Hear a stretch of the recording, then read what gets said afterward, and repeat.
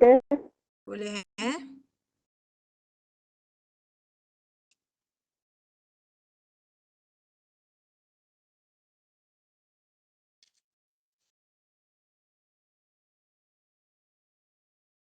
Siapa-siapa yang available boleh buka kamera juga.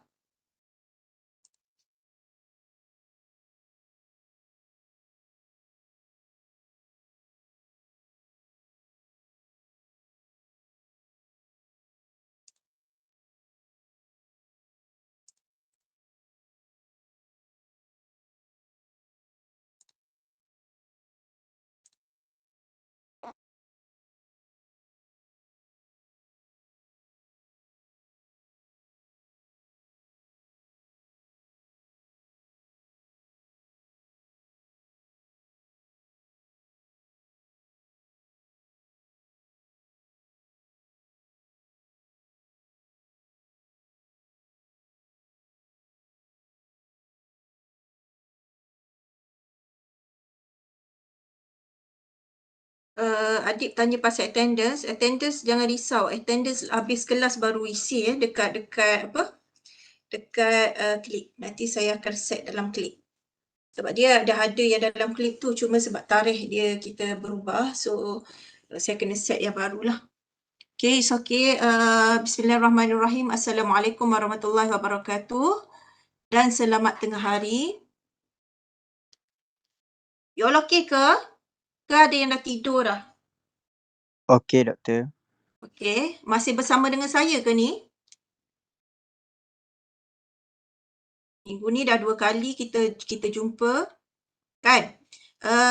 Sebenarnya topik hari ni tak banyak. That's why saya fikir-fikir tak, sebab tadi saya ada discussion and then saya kata sempatlah kalau start pukul dan dekat 2:30 pun sebenarnya cukup. Sempat saya bajet dalam 1 jam pun dah habis insyaAllah. Okay, sebelum kita mula kelas, boleh tak seorang baca doa?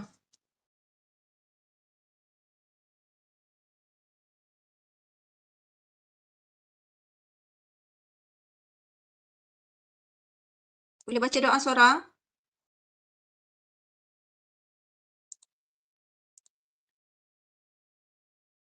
Bismillahirrahmanirrahim. Alhamdulillahirabbil alamin. Wassalatu wassalamu ala asyrafil anbiya'i wal mursalin wa ala alihi wa sahbihi ajma'in. Allahumma aftah alaina hikmataka wa anshur alaina min khazaini rahmatika ya arhamar rahimin. Rabbana ishrah lana sudurana wa yassir lana umurana walul 'uqdatam min alsinatina yafqahu aqwalana. Sallallahu ala sayyidina Muhammad wa ala alihi wa sahbihi wasallam walhamdulillahirabbil alamin.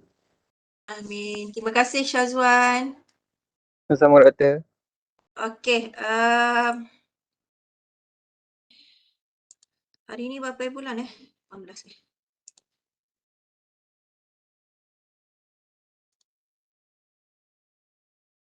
You all okay ke ni? Okay ke tak? Ke ada yang dah lemau dah? Okey, doktor. Okay.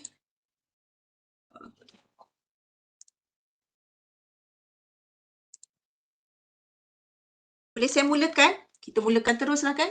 Supaya kita boleh habis awal. Okay. Bismillahirrahmanirrahim. Untuk topik hari ini, kita akan sambung yang hari tu. Okay, kita akan sambung yang 2 hari lepas.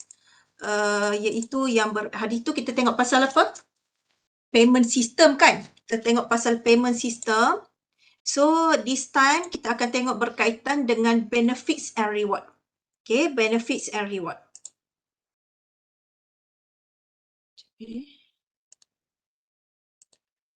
Okay. Boleh nampak tak skrin?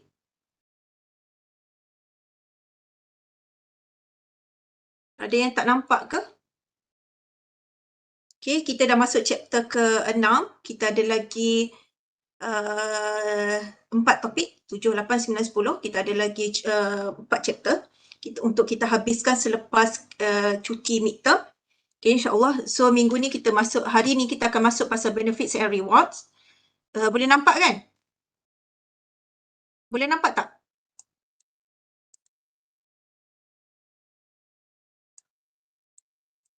Boleh nampak Okay. Okey, untuk hari ni kita tengok beberapa perkara sahaja, iaitu kenapa majikan di offer benefits. Okey, benefits kepada pekerja dia, apa yang dikategorikan sebagai benefits statutory, dan kita tengok juga yang non-statutory, lepas tu kita tengok yang berkaitan dengan rewards. Okey, ni saya nak kena edit sekejap. Sekejap statutory. Ejaan dia salah tau. Sekejap edit sikit. Kenapa dia macam ni? So which one?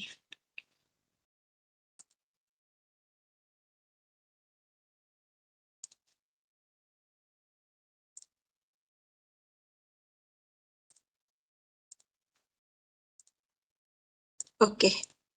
Kita tengok berkaitan dengan statutory benefits. Kita tengok dengan non-statutory benefits. Kita tengok juga berkaitan dengan rewards.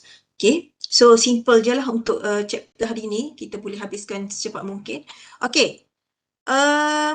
Kenapa majikan dia sediakan benefits?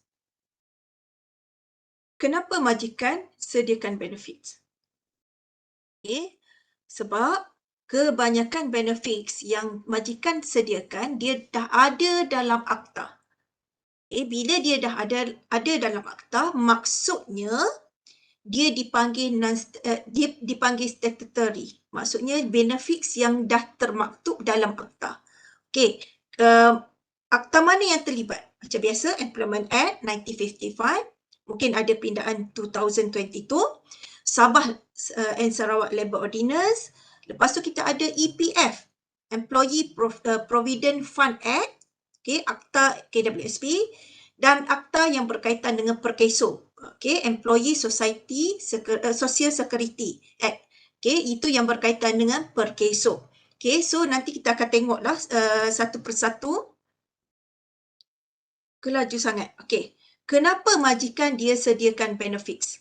Okay, macam yang kita dah tengok 2 hari lepas, bila kita sebut pasal remuneration package, kan, majikan dia nak pastikan orang yang nak bekerja dengan dia tu adalah orang yang terbaik. So, dia cuba untuk sediakan sebanyak mana package, ada benefits, ada insentif, ada wages, salary biasa, supaya dia boleh attract orang untuk bekerja dekat tempat dia. Boleh attract orang bekerja, lepas tu dia nak retain existing employees, kan. Lepas tu dia boleh meningkatkan moral, motivation, productivity pekerja. Okay, sebab bila pekerja dia dapat apa yang dia nak, of course lah kan, dia akan bekerja dengan baik. Okay. Ada yang nak tanya tak? Boleh ke setakat ni? Boleh tak? Boleh dapat tak? Ke laju sangat? Boleh, Doktor. Okey je. Boleh, Okey. Saya masuk kepada statutory benefits. Okay, kalau you all tengok dalam ni, saya dah sebut hari tu sikit dan ada juga yang mungkin korang tak berapa familiar, yang berkaitan dengan benefits yang telah diletakkan dan dimasukkan dalam akta. Okay. Ni yang dah latest lah, yang antara yang latest sebab dah ada paternity leave. Okay, sebab ingat yang dulu memang tak ada paternity leave, macam yang kita bincang 2 hari lepas. Kan, dia tak ada paternity leave yang sebelum ni, tapi sekarang dah ada. So, maternity leave sekarang berapa? Berapa hari yang kita bincang hari tu? Kita bincang hari tu jadi berapa hari? Yang latest, yang pindaan 2022. 98 hari, Faizah cakap. Okay, so Hailah cakap 98 hari. Good. Okay, so you boleh follow. Okay, ini benda yang wajib So, paternity leave berapa hari? Paternity leave berapa hari? Masih ingat lagi tak? 7 hari. Nazirah kata 7 hari. So, Hailah kata 7 hari. Okay. You all boleh faham maternity leave untuk ibu yang bersalin. Paternity leave untuk ayah ataupun suami kepada isteri yang bersalin. Tapi dia ada syarat-syarat tertentu lah untuk ayah ni. Macam yang saya sebut hari tu kan. Dia kena pastikan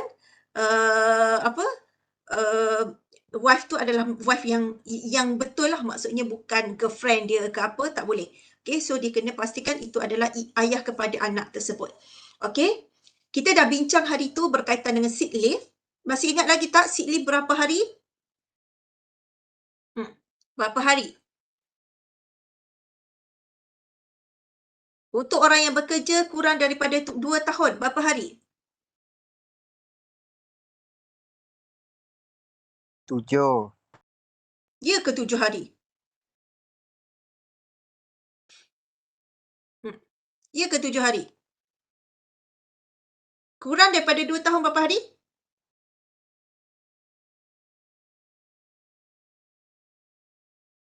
14 hari.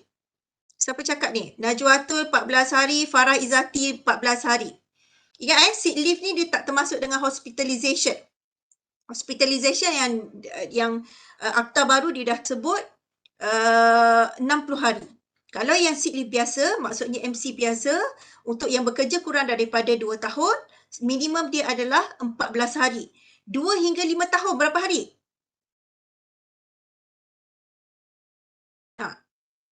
18 hari. Najwatul Izzah kata 18 hari. Lagi siapa lagi? Farah Izzati kata 18 hari. Lagi siapa kata lagi? Ada lagi yang nak sumbang idea?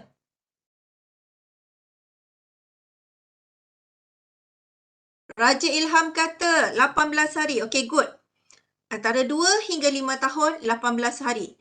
Macam mana dengan orang yang bekerja lebih pada 5 tahun? Berapa hari dia dapat? 22 hari. Yes, betul 22 hari. So, bila digabung dengan hospitalization, 60 hari dia akan jadi 74, 78 dan 82. Okay, kita tambah 4, 4, 4, 4. Okay. Itu adalah cuti minimum yang majikan boleh bagi untuk pekerja yang sick leave. Ingat cuti-cuti maternity leave, paternity leave, sick leave, annual leave, paid public holiday ni, ini adalah dia cuti tapi dia dapat bayaran gaji macam biasa. Maksudnya tak ditolak gaji lah. Okey, saya nak berteka-teki dengan you all. Macam mana dengan annual leave? Berapa hari? Berapa hari? Kalau kurang daripada 2 tahun, berapa hari? Annual leave. Minimum dia berapa hari?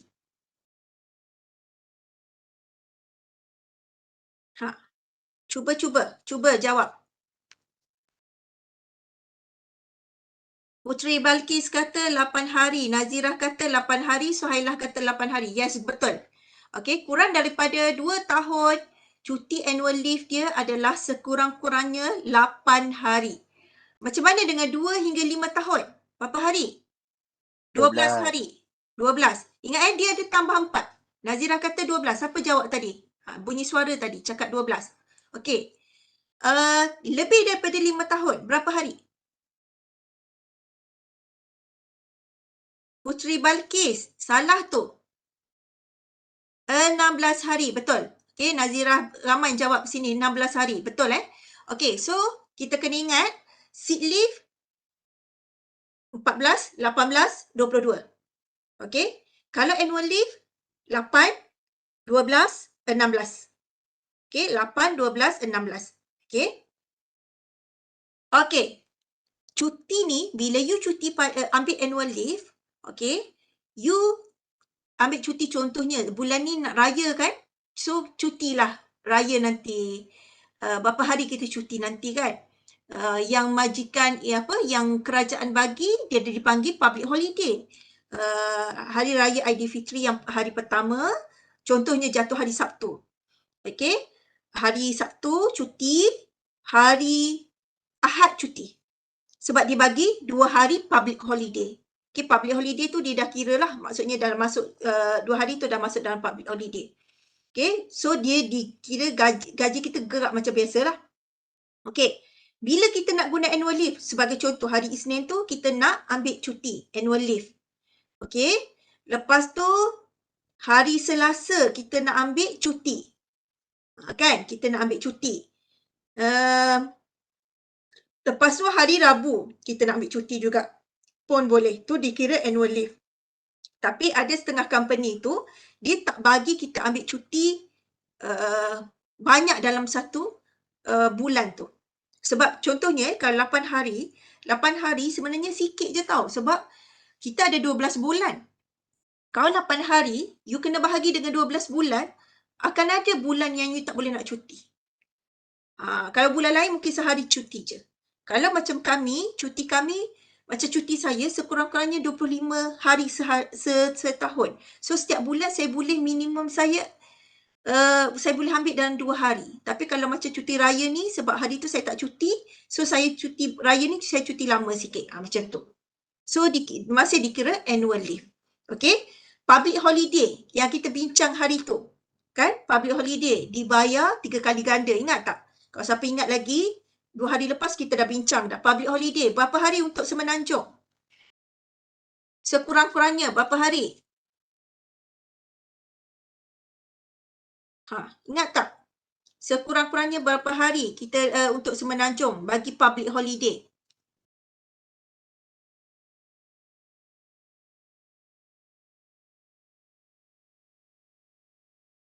Ingat tak? 11. Ada yang jawab 11. Farah Izzati kata 11 hari. Itu adalah sekurang-kurangnya sekurang-kurangnya. Sebab ada juga tiba-tiba kerajaan umumkan jadi public holiday kan. Ada juga yang so biasanya akan jadi lebih lah daripada 11 tu. Okey. Untuk Sabah berapa hari? Untuk Sabah. Sabah 14. Sarawak berapa? Ingat lagi tak? Sarawak 16 hari. Okay, good.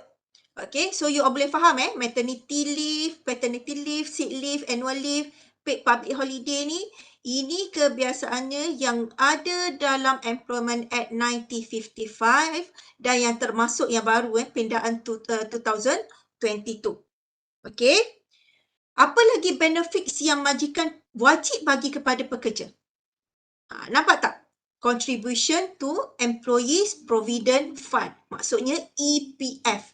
Ataupun dalam bahasa Melayu dia adalah KWSP. Kumpulan Wang Simpanan Pekerja. Okay. EPF, KWSP. So, kalau EPF ni dikira macam mana? You all tahu ke? Siapa yang pernah dekat sini EPF? Ada kan yang pernah dicarumkan KWSP? Pernah kan? Okay. Boleh tak saya nak tahu berapa sumbangan majikan dan sumbangan pekerja?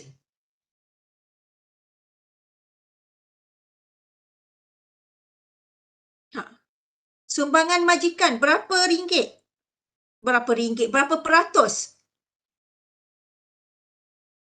Tahu tak? 14%. Okey, lagi. Raja Ilham cuba 14%. Ada yang lain nak cuba?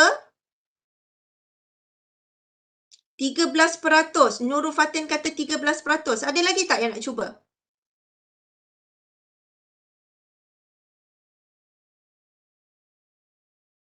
Majikan 11%. Faizah kata 11%. Okey. Saya bagi tahu ada yang dalam ni betul tadi. Majikan dia kata Nurul Fatin kata 13. Okey. Dia ada 2 kategori. Orang yang bergaji orang yang bergaji 5,000 ke bawah dan orang yang bergaji 5,000 ke atas. Untuk normal yang gaji bawah pada 5,000, okey, gaji bawah 5,000, majikan dia akan carum sebanyak 13%. Okey, 13%. Pekerja akan carum 11%. Okey, boleh dapat tak? You boleh dapat tak? Untuk orang yang bekerja lebih pada RM5,000 gaji dia, majikan punya caruman 12%, pekerja punya caruman kekal 11%. Tapi masa PKP hari tu, ada kerajaan keluarkan kenyataan sekiranya pekerja nak kurangkan caruman daripada 11% kepada 7% ketika itu 2020. Macam tu ke 2021? Majikan boleh benarkan. Kenapa? Sebab masa tu ramai pekerja yang dipotong gaji, yang dalam kesusahan, partner dibuang kerja ke, so dia memerlukan gaji yang lebih. So dengan cara macam tu dia kerajaan dia sarankan kepada majikan bagi pilihan kepada pekerja sama ada nak kekalkan potongan 11% ataupun nak turunkan kepada 7%. You boleh dapat tak? Boleh dapat tak benda ni? Yang pasal KWSP? Ada tak yang rasa nak minta saya ulang balik? Sebab dia ada 2 kategori pekerja.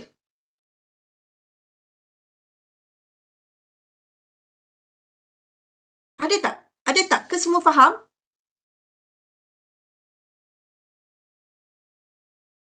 Senyap je ni. Faham tak? Boleh faham? Tak perlu saya ulang Okey. Itu yang kalau orang bekerja dengan majikan. Dia ada 2 kategori tadi kan, bawah gaji 5,000, orang yang bergaji 5,000 ke atas. Okey, dia berlainan caruman dia berlainan. Macam mana dengan orang yang tak ada KWSP? Okey, sebagai contoh, orang kerja kerajaan macam saya tak ada KWSP. Okey, saya tak ada KWSP. Kenapa? Sebab saya buat pilihan pencen. Saya pernah cerita kat you all kan, saya buat pilihan pencen. So, bila buat pilihan pencen, KWSP saya dah keluarkan. Tapi tak keluar sepenuhnya lah. Maksudnya dia keluarkan untuk portion kita sahaja. Sebab you all, kalau you all tengok dalam slip KWSP, caruman KWSP tu dia ada satu bahagian untuk caruman majikan, satu bahagian untuk caruman pekerja. Kalau andai kata pekerja kerajaan dia nak keluarkan KWSP sebab dia ambil sistem pencen, dia hanya boleh keluarkan bahagian caruman pekerja saja. Caruman majikan dia tak boleh ambil. Okey, boleh faham tak? Tapi kalau you pernah kerja dengan pihak swasta dulu, sebelum you masuk dengan government, you boleh ambil lah bahagian majikan dengan pekerja. Okey, cuma dengan majikan sekarang, kita tak boleh ambil yang bahagian caruman majikan. Boleh faham Korang boleh faham tak? Okey, dan kalau andai katalah dia bekerja sendiri, dia tak ada majikan ni, dia bekerja sendiri. Orang bekerja sendiri kan ramai kan. Dia boleh juga buat caruman sendiri tau. Dia boleh pergi dekat KWSP, tapi dia tak adalah portion bahagian majikan. Dia boleh mencarum sendiri. Okey, dia boleh mencarum sendiri. Paling kurang RM50 sebulan. Okey, maksimum dia adalah RM5,000 setahun. Okey, maksudnya setahun tu kurang daripada RM5,000 lah caruman dia. Lepas tu kan, KWSP ni juga dia ada buat aisaraan tau. Aisaraan ni macam yang tadilah kita carum sendiri kan, untuk bagi orang yang tak ada KWSP dah. Bagus jugalah dia buat sebab contohnya, kita mencarum and then at the end, hujung tahun tu macam KWSP biasa, dia akan bagi dividends kan. Lepas tu dia ada bagi lagi insentif daripada pihak kerajaan. Dia akan chip in lagi lah duit dalam kita punya account tu. You akan ingat caruman daripada majikan, dia tak guna duit gaji kita tau. Kalau gaji kita contohnya RM5,000, carum berapa? 13%, berapa 13% daripada RM5,000.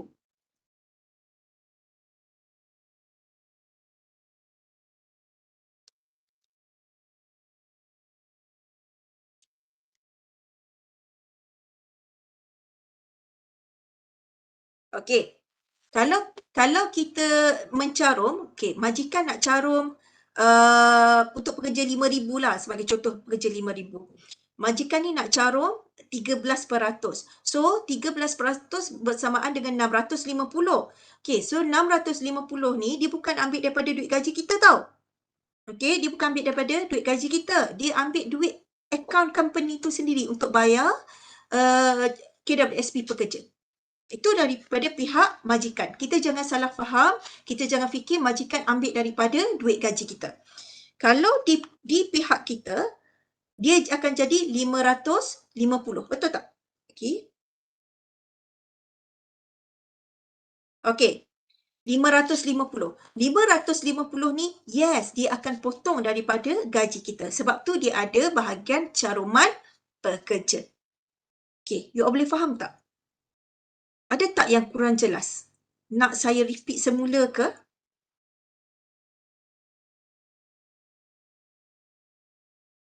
Ada tak? Ada tak yang kurang jelas? Semua jelas?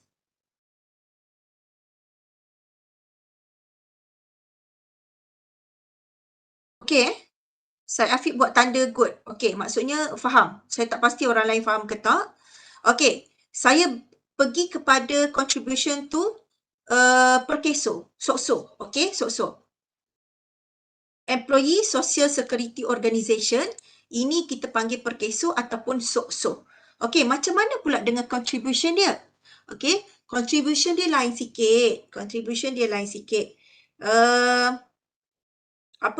Contribution untuk pekerja dia terbahagi kepada dua kategori. Macam tadi KWSP dia tengok kepada gaji 5,000 ke atas dan gaji 5,000 ke bawah. Kalau untuk yang SOSO ni dia tengok kepada orang kerja bawah pada 60 tahun, maksudnya yang normal lah, normal yang biasa orang bekerja bawah pada 60 tahun, majikan hanya carum 1.75% daripada gaji kita. Okey, 1.75%. Caruman pekerja dia tak ada, sebanyak 0.5% saja. So dia tak banyak kalau 0.5 ni dia punya shilling dia adalah 4,000 tau. Pekerja RM4,000 dan ke bawah. Kalau gaji 4,000 ke atas pun caruman dia sama juga. So maksudnya macam mana nak cakap, 0.5 ni kalau andai kata orang bekerja gaji 2,000. Berapa 0.5 bahagi okey, RM10 je. Kalau orang yang bekerja gaji 2,000, potongan dia untuk 0.5 di pihak kita, pekerja nak mencarum ni, RM10 je. Okey? Kalau orang yang bekerja bawah pada 4,000, maksudnya dia akan jadi RM20. Betul tak? Cumanya tu adalah maksimum lah. Maksudnya dia maksimum. Maksimum. Dia tak ada lebih daripada RM20. Sebab tu bila kita tengok dalam slip gaji kita, untuk yang SOSO ni dia tak terjejas sangat sebab dia 20 macam tu je kan. Tapi kalau yang EPF kita boleh nampak 550, 700, 800. So kita boleh nampak dia punya efek dia kepada kita punya gaji. Okey, contribution untuk Perkeso kita kena ingat dia bahagi kepada dua kategori. Yang normal dia adalah bawah pada 60 sebab kita punya pencen 60 kan. Kita punya pencen 60 tahun. So yang 60 tahun ni you kena ingat majikan dia carum 1.75% daripada gaji kita. Pekerja dia carum juga 0.5% sahaja. Okey. Macam mana dengan pekerja yang kerja lebih pada 60 tahun? Biasanya 60 tahun ni maksudnya macam kerja kontrak lah, orang yang dah pencen tapi dia kerja kontrak. So dia tak ada caruman dari pihak dia, tetapi dia ada caruman bagi pihak majikan iaitu 1.25% sahaja. Yang tadi 1.75, yang atas pada umur 60 tahun, dia tak ada caruman dari pihak pekerja tetapi daripada majikan 1.25% sahaja. Okey, you boleh dapat tak? You boleh dapat tak?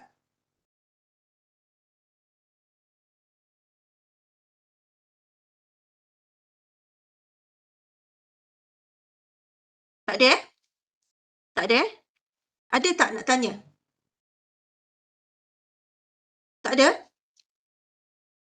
Semua jelas ke? Semua jelas ke? Saya pun tak tahu you all boleh dapat ke tak. Okey. Untuk EIS. Korang pernah dengar tak EIS? EIS. Pernah dengar tak? Employment Insurance System. Korang pernah dengar tak? Sebab ni baru juga pada tahun 2017, maksudnya baru 6 tahun lepas, dia buat sistem ni, sistem insurans ni, yang kontrol dia adalah Perkeso. Perkeso yang kawal, yang kontrol. Okey, tak pernah korang tak pernah dengar Okey. Majikan caruman untuk EIS ni dia tak banyak. Okey, caruman untuk EIS ni tak banyak.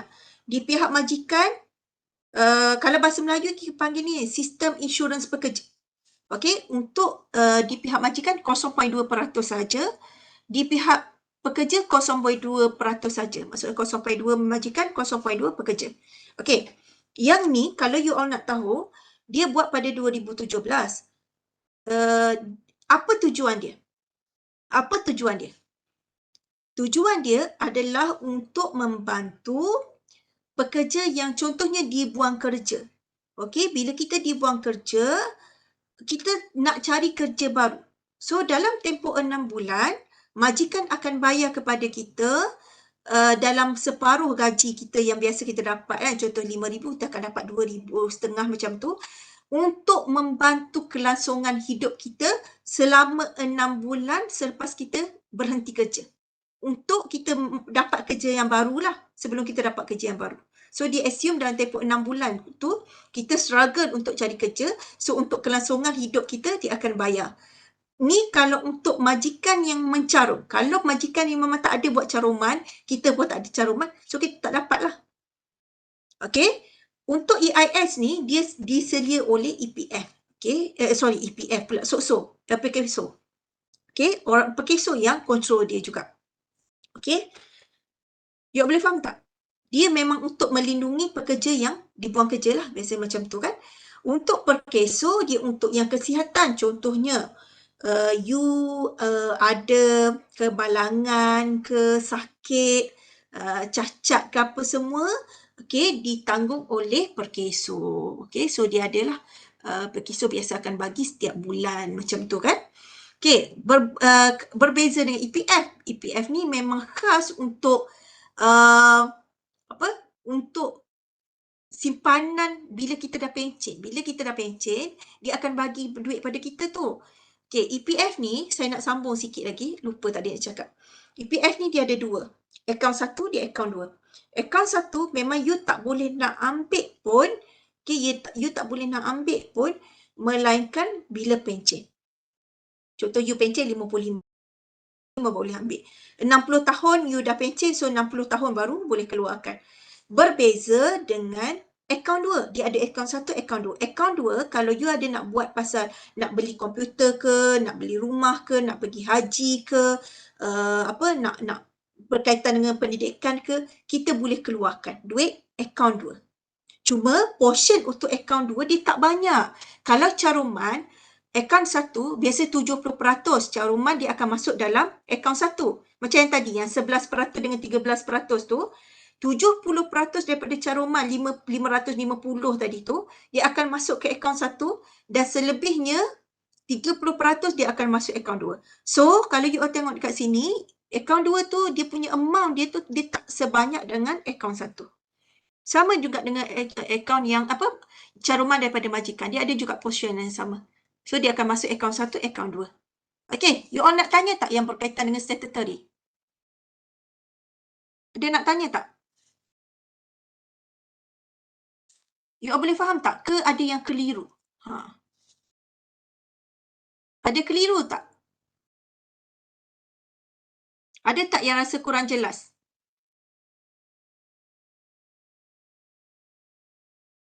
Saya tak pasti sebab you all senyap. So, saya tak tahu sejauh mana you all boleh faham. Korang rasa keliru tak? EPF, SOCSO dengan EIS ataupun SIP. Ada tak yang rasa macam nak kena saya ulang ke? Nak tanya ke? Ada tak?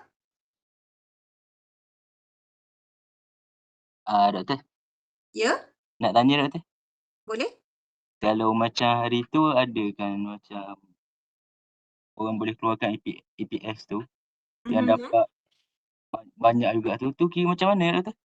Yang mana tu? Yang bila? Yang sekarang ke? Yang mana? Yang ada hari tu. Saya tak ingat bulan apa. Yang tahun lepas Rasa ni tahun lepas. Yang dia kata boleh keluarkan KWSP, betul tak? Betul. Okey, yang tu sama juga tau. Dia tak guna akaun 1. Dia keluarkan akaun 2. Tapi jumlah dia banyak juga kan doktor? Banyak. Kalau orang yang bekerja lama, jumlah dia memang banyak. Oh, faham doktor. Sebab tu ada yang KWSP dia sampai 100,000, 200,000 tau. So benda tu tak mustahil. Okey? Maknanya dia bergantung pada lama mana kita bekerja. Macam contohnya kalau biasanya kalau kita kerja lama kan. Siapa yang tanya saya ni sebab tak letak nama? Faris doktor. Apa? Faris Okey. Okey. Kalau kita kerja lama, biasa kita akan ada kenaikan gaji, betul tak? Bila kita ada kenaikan gaji, maksudnya kita punya caruman kita pun akan bertambah. Sebab dia bagi tahu kita punya ni peratus, bukannya dia bagi tahu setiap bulan wajib 1,000 seorang, betul tak? So andai kata gaji kita 10,000, contoh 10,000. So tahun depan kemungkinan dia akan naik jadi 10,500. So amount yang kita carum kat dalam KWSP tu akan berubah. That's why lah bila lagi lama kita bekerja, lagi tinggilah kita punya caruman tu. Dan ditambah lagi dengan dividen yang kerajaan bagi. Okey, sebab setiap tahun kita akan dapat dividen. Siapa yang mencarum dekat KWSP, dia akan dapat dividen. Even you mencarum sendiri untuk yang aisaraan tadi kan, yang macam saya bagi tahu tadi, aisaraan kalau kita nak carum sendiri, boleh. Paling kurang adalah RM50 kan sebulan. Setahun maksimum dia ada RM5,000. Sama juga, dapat dividen juga. So, benda tu dia akan bertambah. Okay? Cuma yang latest kan, you all ada dengar tak yang cagar tu? Pasal cagar KWSP tu. Korang ambil tahu tak yang pasal yang PM yang terbaru ni, dia umumkan boleh buat loan kan? Dengan dia cagar KWSP. Tahu tak yang pasal isu tu? Ke korang tak ambil tahu? Ni yang latest ni, yang baru sebulan 2 ni. Ada yang tahu? Tak tahu? Ada yang tahu? Okey, tahu. Nazirah kata tahu. Okey. Apa yang korang faham tentang itu? Okey. Sekarang ni dia buka kepada orang umur 40 tahun ke atas tau. Maksudnya orang yang dah matured. Maksudnya orang yang dah bekerja lama. Okey, so dia boleh buat pinjaman dengan beberapa bank sahaja yang kerajaan dah tetapkan. And then andai kata dia tak boleh nak bayar kan loan tu, sebab dia punya interest dia agak tinggi. So nanti at the end nanti bank tu dia akan ambil duit KWSP orang tu. Okay, tahu tak benda tu? Sebab kawan saya pun ada bekerja dalam sektor perbankan. Dia kata sebenarnya tak untung pun buat macam tu. Instead of you buat pinjam macam tu untuk cagar KWSP, sebab you buat pinjaman, you still bayar. You kena bayar bulanan. Dan risiko untuk kita punya KWSP kan. So, dia kata better ambil pinjaman peribadi, personal loan, instead of dibuat yang program yang sekarang. Dia sangat merugikan rakyat sebenarnya. Okay, dia sangat macam tak bagus lah. Bukan tak bagus lah, macam kita dah terbeban dengan isu kewangan dan bila kita tambah lagi dengan loan macam tu, interest dia agak tinggi. So, dia sebenarnya tak membantu sangat pun. Dia kata kita tak boleh nak bayar, dia akan ambil. Sebab tu dia panggil cagaran tu kan. Dia akan ambil kita punya KWSP. It's not good untuk kita sebenarnya. Okay, ada beberapa bank sahaja yang terlibat dengan program ni. Dan selepas ni, kawan saya kata dia akan buka juga untuk orang yang berumur 40 tahun. Orang yang ada KWSP yang berumur 40 tahun ke bawah. So, dia sangat kritikal lah. Sebab kalau ikut ada research yang menyatakan bawah pada 40 tahun ni ramai yang ramai yang muflis. Bankrupt. Ramai. Sebab apa? Sebab penggunaan kad kredit. Okay, beli yang sangat tidak kontrol. Sekarang pun kita ada yang macam Shopee Pay Later tu. Kan, yang tu pun sangat inilah mempengaruhi benda-benda yang bankrupt, muflis semua. Okey, yang ni ada lagi tak yang tanya? Tadi Faris dah tanya dah sikit, ada yang nak tanya lagi tak? Nanti you all bekerja ni, dah nak keluar dah tak lama lagi, you all akan bekerja. So you all kena tahu benda-benda macam ni. Berapa caruman, apa yang dicarum. Cuma kena ingat yang untuk ini, tak semua company carum tau. Tak semua company carum untuk EIS. Ada juga company yang tak carum. Okay, saya boleh proceed Okay, kalau ada yang nak stopkan saya, ada yang nak tanya, boleh bagi tahu. Boleh ni. Okay, tu yang untuk statutory. Ingat yang statutory tu memang ada dalam akta. Yang non-statutory yang tak ada dalam akta tetapi majikan boleh bagi. Okay, majikan bagi. So, hak majikan. Kalau majikan tak nak bagi, kita tak boleh persoalkan. Okay, contohnya cuti kahwin. Ada majikan yang bagi cuti kahwin seminggu, ada yang bagi 5 hari. Okay, ada yang bagi 3 hari pun ada. So, bergantung kepada majikan. So, kita tak boleh nak marah lah. Personal emergency ataupun dipanggil emergency leave lah. Okay, pun sama pilgrimage, haji ataupun umrah yang biasanya majikan bagi. Okay, study, pergi belajar, sambung belajar. Ataupun ada kematian. Okay, ataupun ada kematian. Biasa ada majikan yang baik, dia bagilah untuk kalau ada kematian orang terdekat, dia boleh bagi 2-3 hari ataupun kita boleh keluar sekejap ke kan, separuh hari ke apa, bergantung kepada majikan. Sebab yang ni dia sekali je macam tu. Kahwin sekali je kan. Contoh pergi study sekali je, pergi haji sekali je macam tu contohnya. So time of payment. Okay, so dia boleh bagi bergantung kepada majikan. Okay. Yang ni saya rasa boleh faham kot. Dia ada lagi non-statutory yang berkaitan dengan healthcare. Okay, berkaitan dengan healthcare. Di mana dia berkaitan dengan medical bills, hospitalization benefits, optical ataupun dental. Medical biasalah, contohnya kita ada clinic panel. Okay, contoh macam Pro2. Saya ambil contoh Pro2. Saya ingat lagi kawan saya pernah bekerja dekat Pro2. Banyak clinic panel yang ada di Kuala Terengganu. And then yang bestnya, nak bersalin pun dia ada kelebihan majikan dia bayar untuk dirawat di hospital swasta. Tak semua tak semua. Okey, sebab kami pun tak di-cover. Okey, kami kerja kerajaan tak ada pun macam tu. Cuma kita ada medical bills. Maksudnya kita ada clinic panel di mana kita pergi klinik tu kita tak perlu bayar melainkan dia ada dah ada limit, contohnya dilimitkan RM100 sahaja untuk sekali rawatan. So andai kata kita punya rawatan tu 200, 100 lagi tu kita kena bayar sendiri. Okey, yang 100 lagi tu majikan kita tanggung. Ataupun berkaitan dengan hospitalization. Dia di ward. Okey, so bergantung kepada majikan lah dia nak bayar macam mana. Okey, optical yang berkaitan dengan mata. Okey, ada mungkin yang majikan yang dia baik, dia bagi allowance untuk tahunan. Bila you buat cermin mata, bukan untuk kecantikan, bukan untuk bergaya saja, untuk sebab memang kita ada rabun, kita ada silau ke apa kan, memang kita perlukan benda tu, so kita boleh claim dengan majikan kita. Sama juga dengan dental untuk gigi. Okay, ada rawatan-rawatan tertentu yang majikan biasa boleh bagi. Tapi bergantung kepada majikan. Okay? Bergantung kepada majikan. Sebab benda ni non-statutory. Maksudnya majikan kalau tak bagi pun, kita tak boleh pertikaikan. Sebab tu bila kita nak cari kerja, kita kena tengok apa benefits yang majikan sediakan supaya benda tu bagi kelebihan kepada kita. Okay? Ada yang nak tanya tak setakat ni?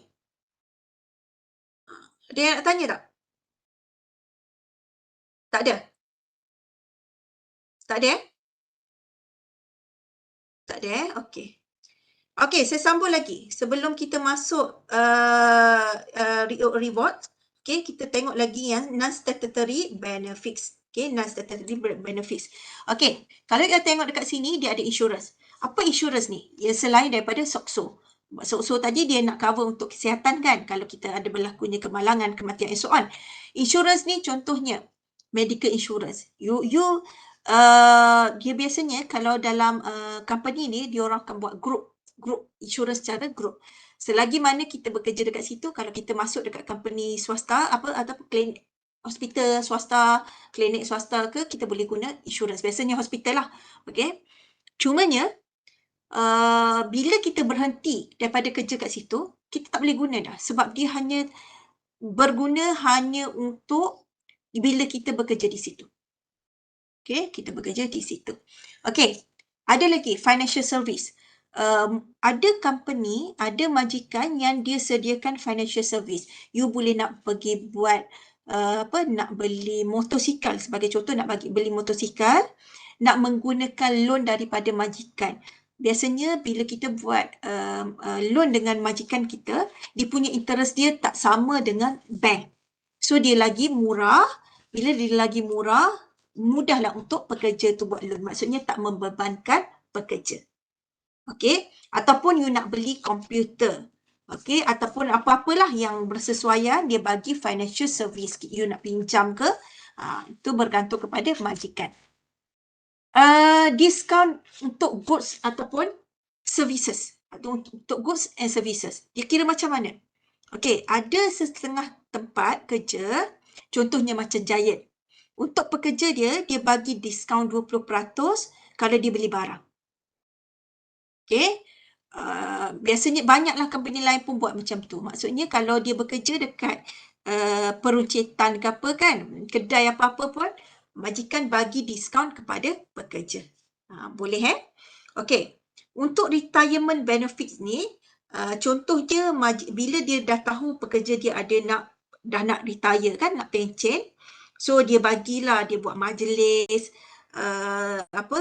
meraikan, dan dia ada bagi hadiah, and dia ada bagi kursus untuk orang-orang yang nak retire ni. Sebab orang yang retire ni, dia punya mind dia tak sama dengan orang yang bekerja. Mungkin dia rasa macam dia tak boleh, ada orang yang jenis dia tak boleh tak buat kerja, dia suka bekerja. So bila dia ada buat kursus-kursus tertentu, dia mungkinlah boleh membantu retired person ni. Okay. Dan banyak lagi benefits lain. Ataupun majikan boleh bagi educational assistance. Okay, dia bagi cuti belajar macam tadi kan, cuti belajar pergi sama belajar. Dia bagi pinjaman ke untuk belajar, dia bagi pinjaman untuk beli komputer ke, and so on. Ada yang bagi cuti, macam saya hari tu, saya buat PhD hari tu, majikan saya, Yuniza lah, bagi cuti saya 3 tahun. So, bagi 3 tahun. Dan KPT, Kementerian Pengajian Tinggi, dia bagi allowance kepada saya. Okay, untuk setiap bulan. Okay. Okay, ada yang nak tanya tak berkaitan dengan non-statutory benefits? Ada tak yang nak tanya? Ada tak yang kurang jelas? Kalau jelas boleh buat signal, kalau tak jelas boleh buat signal juga. Supaya saya boleh tahu you punya keadaan. Boleh 2 orang je, yang lain saya tak pastilah di mana, hilang ke mana. Okey, saya sambung lagi. Okey, you all nampak tak dekat sini? Nampak tak dekat sini? Korang faham tak? Flexi benefits ataupun cafeteria benefits. Tutup ni jap. You all nampak tak ni? Apa itu flexi benefits? Apa itu flexi benefits? Alamak, saya nak tutup dia ni sebenarnya. Banyak sangat ke saya buka? Saya rasa macam tak banyak. Okey. Apa itu cafeteria benefits? Apa itu cafeteria benefits?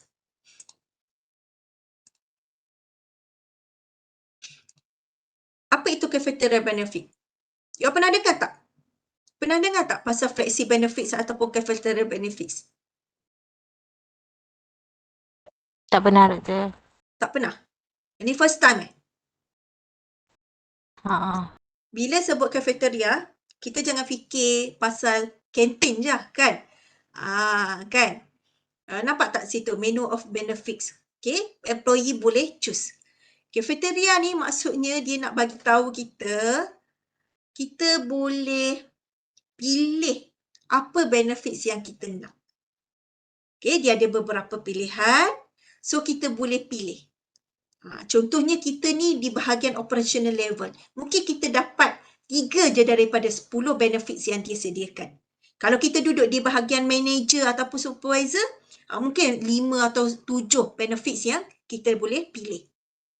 Dia berbeza mengikut group, mengikut tahap kan. Dan kita juga, package dia ni kita boleh customizekan. Sebab andai kata kita tak kahwin lagi. Okay, andai kata kita tak kahwin lagi. So mungkin benefits yang kita nak tak sama dengan orang yang dah berkahwin. Contohnya, bila kita tak berkahwin lagi, contohnya kita tak nak kita nak marriage yang untuk berkahwin tadi. Benefits untuk yang cuti kahwin. Sebagai contoh bila kita dah kahwin, automatik kita tak nak dah benda tu. Kita tukarlah, kita ambil benefits yang lain. Untuk anak pula ke, cuti anak sakit ke. Sebab tu kalau you all nampak dekat gambar kat atas tu, benefits untuk needs bagi perempuan dengan lelaki tak sama. Yang perempuan tu yang colour pink tu. Dia lebih kepada anak kan, cuti maternity dia nak. Kalau yang lelaki mungkin lain. Maksudnya maternity tu mungkinlah kita dah dapat 98 hari tu kan, tapi mungkin kita ada nak extra lagi untuk penjagaan. Sebab ada setengah majikan yang dia boleh bagi cuti rehat kepada ibu yang menjaga anak. Itu menarik maksudnya ibu ni dia boleh minta cuti 2 tahun ke 3 tahun dengan alasan untuk menjaga anak. Banyak negara lain pun sebenarnya dah banyak buat benda-benda macam ni.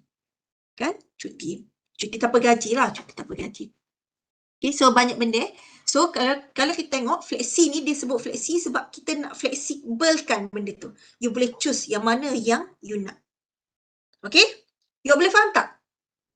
Boleh faham tak yang ni? Kita dah nak masuk pasal rewards ni. Boleh faham tak? Boleh Okay, ada yang nak tanya boleh tanya. Okay, kita cakap pasal rewards. Okay, kita cakap pasal reward. Okay, why kita bagi rewards? Macam tadi jugalah, drive behavior to higher level.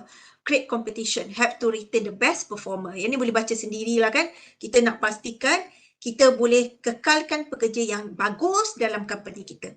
Kita nak ada suasana di compete.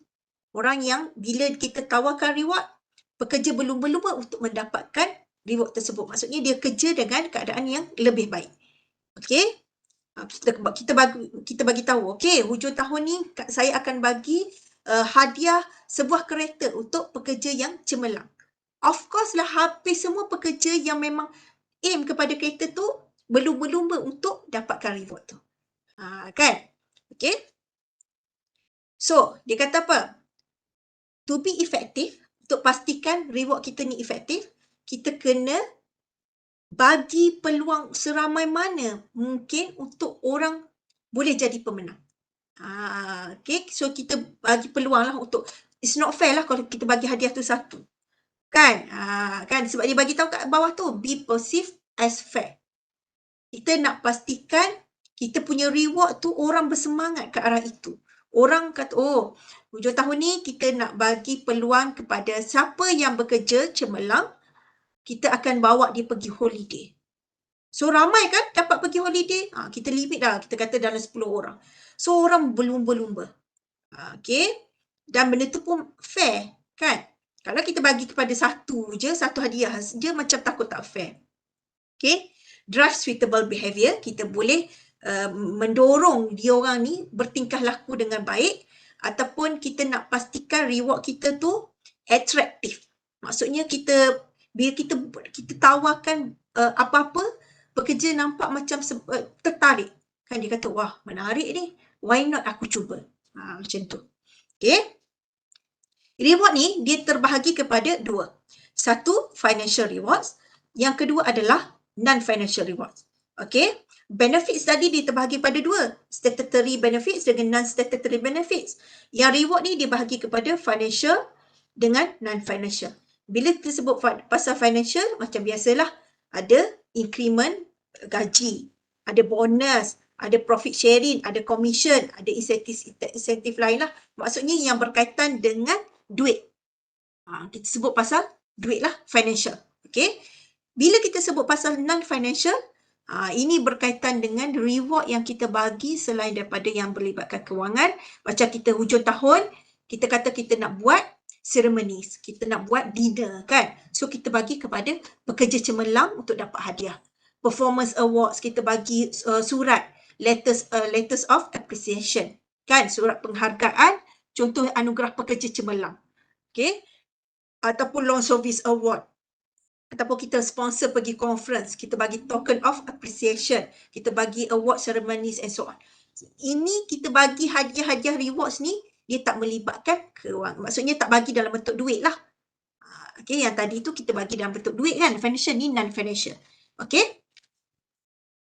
Okay. So, you all boleh dapat tak apa yang kita belajar hari ni? Sekejap je hari ni.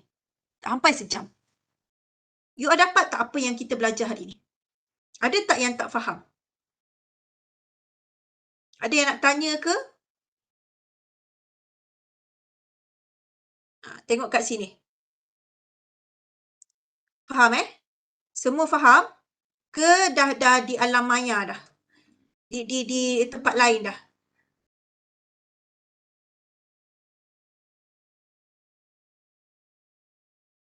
Okay, hopefully you all boleh faham. Okay, hopefully you all boleh faham. Okay. As usual, sebelum kita end our class, kita open sekejap kamera. Kalau ada yang nak tanya, boleh tanya Boleh mencelah sementara kita tunggu kawan-kawan kita buka kamera. Mana kawan-kawan?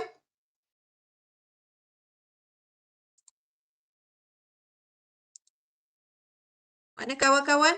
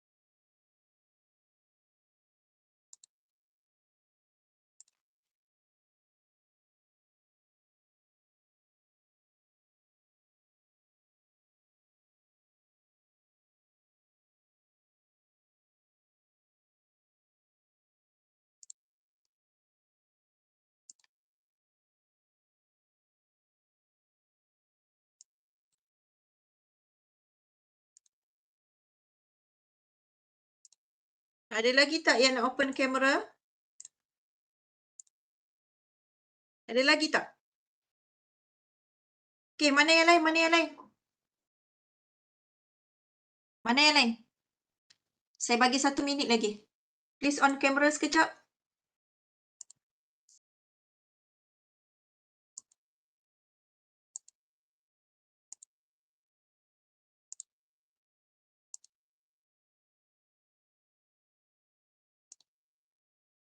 Tak ada Tak ada dah? Ini je? Okay. Saya snap sekejap gambar. Okay, smile. 1, 2, 3. Okay. Okay, terima kasih banyak-banyak. Sebelum kita end our class, saya berharap you all boleh isi attendance dalam klip dan tolong jawab reflection, feedback dekat bahagian untuk hari ni untuk yang tajuk hari ni. Okay, saya buka sekejap je tu, mohon jawab segera. Okay, terima kasih. Selamat Hari Raya. Saya minta maaf kalau ada apa-apa kurang. Okay, Assalamualaikum. Terima kasih, Doktor. Terima kasih, Doktor. Terima kasih, Doktor. Doktor. Okay.